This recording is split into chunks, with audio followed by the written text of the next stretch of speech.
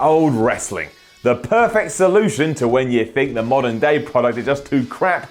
I am Simon from What Culture, and today I am here to tell you some old stuff to watch on the WWE Network. My suggestion today? No Way Out 2001, a pay-per-view that is still a joy to watch. Why? Here's why.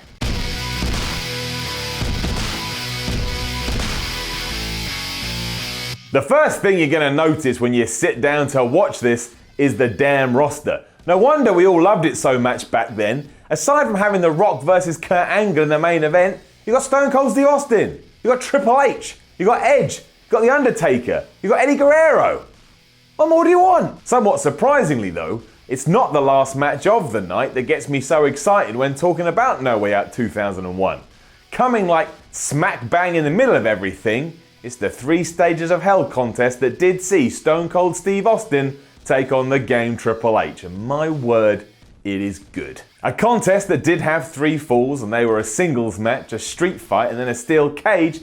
It is an absolute barn burner, which is still damn badass in 2017. That's pretty impressive. That was 16 years ago. While it was pretty obvious at the time too, WWE did kind of tinker with expectations to try and make the story a bit more interesting and a bit more dynamic. With Triple H portrayed as the methodical wrestler and Steve Austin portrayed as the crazy fighter, you were led to believe that Triple H would win the first fall, the normal match, and then Steve Austin would win the street fight, because it worked for their characters. So of course, WWE went the other way, because they just love to swerve us. Austin surprised Triple H by winning the first fall, to which Triple H responded by smashing Steve Austin on the face with a sledgehammer and winning the second fall. I mean, as you do.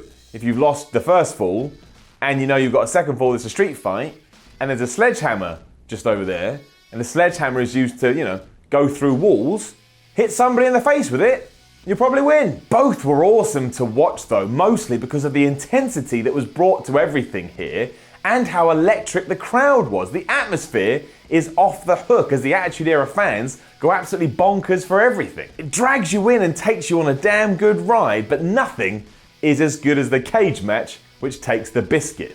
And we all love biscuits. Everything and anything was fair game back in 2001. So there are so many stiff shots and weapons and barbed wire, it's hard to believe. It's like watching a car wreck. You want to look away, but there's so many sick bumps you can't. And sure, this was a WWE produced version of violence. I'm not saying there wasn't worse or more aggressive stuff out there, but it was still executed excellently and took you on a wild journey where you weren't 100% sure what the finish was going to be. And surprise, surprise, the finish was great too. Whether it was because neither man actually wanted to lose or WWE wanted to plant that little seed of intrigue, nobody actually won. Well, not technically anyway. Sure, Triple H had his hand raised, but this was after the fact they'd beaten the shit out of each other to such a degree that when Austin collapsed, so did Triple H, and he just fell on top of him, so he beat him by fluke. There was no force there. He literally collapsed in a heap, and luckily for him, collapsed in a heap on one rattlesnake. It worked though. Not only did it give Triple H some proper top guy momentum that he needed at the time,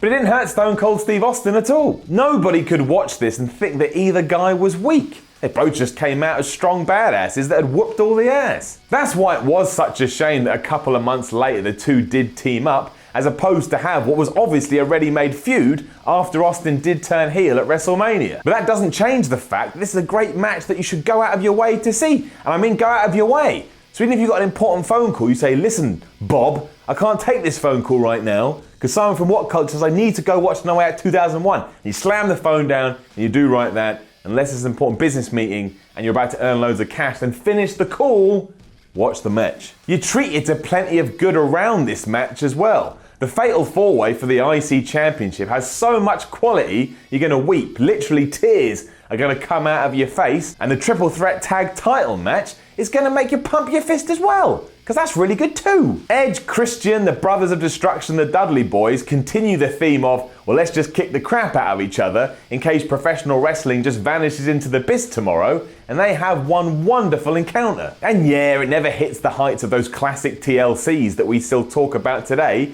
but it's still an all-out war, and it's an all-out war on a pay-per-view that more or less is right up there. Then there is that main event where The Rock does defeat Kurt Angle for the WWE Championship. Now this would worth be watching, just because who's involved? It's The Rock and it's Kurt Angle. But the match itself is good too, because of course it is. It's kind of a shame that Angle does lose the championship on this night, because it's this era where he feels like he's on fire.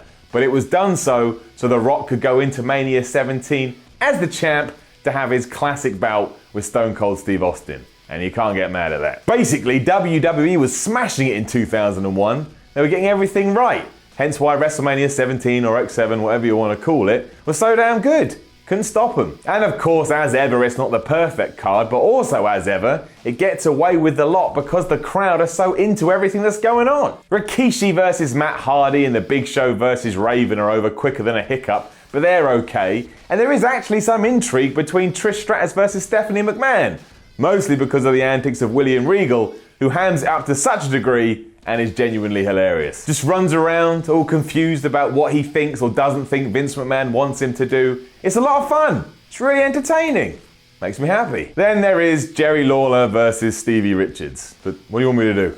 I can't control everything from the past. And also, Stevie Richards did win, and that was the right result. And it's not terrible. It's just, well, it's Stevie Richards versus Jerry the King Lawler. That aside though, No Way Out 2001 is another great window into seeing just how popular the WWE was at this period of time. And you can feel everything coming. You can feel that WCW is about to die. You can feel that WrestleMania X7 is going to be massive. And you can feel like the company's peaking. Being able to experience all of this again is just fantastic. And even if you weren't born in 2001, I still highly recommend you going on the network and taking this in. You're gonna have a good time. It may make you a bit sad about today's wrestling product because this is so good, but that is what the WWE Network is all about. Or, as I'm gonna redub it, the Nostalgic Dream Machine, which is actually probably what they should change its name to.